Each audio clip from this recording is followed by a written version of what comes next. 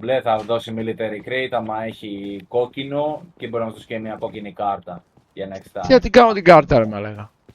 Για να πάμε. Ω. Είναι μέσα. Άτομα. Είναι μέσα άτομα, ναι. Αυτός που έλεγες εσύ δεν ήτανε. Είναι Όντως. μέσα ακριβώς από κάτω. And στο again floor it's level a του- Με φαγε ρε μαλάκα γαμημένε.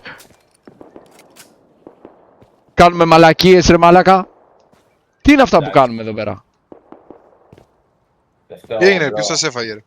Μας έφαγε ένας τύπος ρε φίλε που ήταν μέσα εκεί και καμπερωνόταν. Έχουμε κάνει βόλτες ρε Εγώ- μαλάκα σε όλο το train yard και ψάχνουμε κάρτες ρε μαλάκα.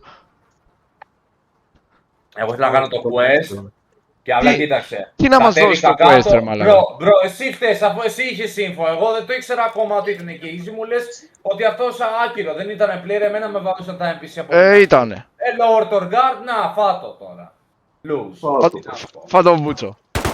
Παίξε με τις κάρτες μαλάκα. Παίξε με τις Γι' αυτό κάρτες. και εγώ και σου έλεγα εγώ, άντε πάμε μέσα να το Why κάνουμε. you don't let them play